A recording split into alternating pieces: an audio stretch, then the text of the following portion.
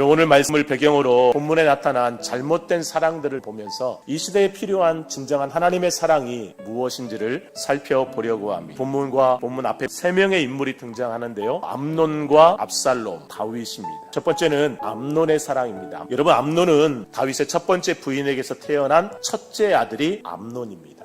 당시 고대 사회에서 왕이 계승을 하는데 바로 1순위가 첫째 아들이에요. 그 정도로 이 암논은 굉장한 힘도 가지고 있었습니다. 그런데 그 암논이 잘못된 사랑에 눈이 멀어버렸습니다. 바로 이복 동생인 다말을 사랑했던 것이죠. 여러분, 이 마음은 진실된 사랑이 아니었습니다. 육신의 정욕을 이루기 위한 욕망이었고 욕심이었어요. 암논이 온갖 거짓으로 다윗과 다말을 속이면서까지 다말을 범하는데 그 뒤에 암논의 행동을 보십시오. 13장 15절 말씀입니다. 그리고는 암논이 그를 심히 미워하니 이제 미워하는 마음이 전에 사랑하던 마음보다 더한지라. 다말을 범한 후에 다말을 미워하는 마음이 전에 사랑했던 마음보다 더 컸다라는 거예요. 그래서 종들을 시켜서 다말을 쫓아내고 문빗장을 걸어 잠궈버립니다. 이건 사랑이라고 말할 수 없습니다. 암논의 이런 악행은 결국 다말의 친오빠인 압살롬으로 하여금 보복심을 키우게 했고 암논은 그 압살롬에 의해서 죽임을 당하게 됩니다. 두 번째는 압살롬의 사랑입니다. 다윗의 자녀들 중 압살롬은요, 뛰어난 외모를 가지고 있었어요.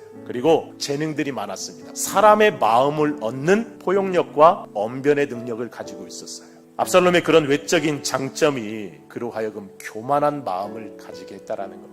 이런 압살롬의 교만함은 암논을 죽이는 것과도 또 연관이 있습니다. 여러분, 압살롬이 암논을 죽인 이유가 동생 다말에 대한 복수심 때문에 그렇죠. 압살롬은 자신의 친동생 다말을 욕보인 암논을 미워했고 복수하고 싶었습니다. 그런데 그 이면에 또 다른 계획이 바로 자기 왕권에 대한 욕심입니다. 다말이 암논에게 성폭행 당했을 때 압살롬이 그 소식을 알고는 어떻게 합니까? 암논에게 쫓아가서 화를 내면서 어떻게 그럴 수 있냐고 따지고 합니까? 아니요. 다말을 진정시키고는 무려 2년 동안 기다립니다. 2년 동안. 이 2년 동안 철저하게 준비한 거예요. 동생 다말의 수치를 이용해서 차기 왕권 계승자인 암논을 죽이려고 한 계획을 철저하게 세웠던 것입니다. 동생을 사랑하는 마음에 동생을 위한 복수를 했지만 그러나 그 사랑의 복수 또한 자신의 욕망을 채우려는데 이용했던 것입니다. 여러분, 세 번째 바로 다윗의 사랑입니다. 다윗이 왕이 된 이후에 승승장구하며 모든 전쟁에서 이겨갔습니다. 그런 상황에 놓였던 다윗이 어느 날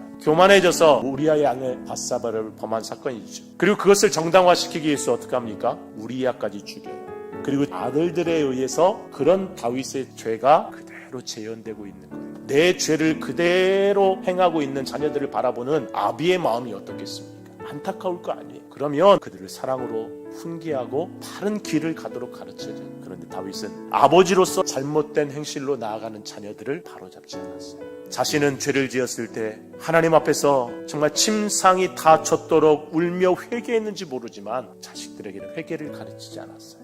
무관심했고 그들을 방관했습니다. 암논이 가졌던 육신의 정욕과 욕망을 채우기 위한 사랑, 압살롬이 품었던 교만과 권력에 대한 욕심, 그리고 다윗의 무관심과 방치, 여러분, 우리는 기억해야 합니다. 우리에게 나타난 하나님의 사랑은 겸손과 용서이고요, 내려놓음의 사랑입니다.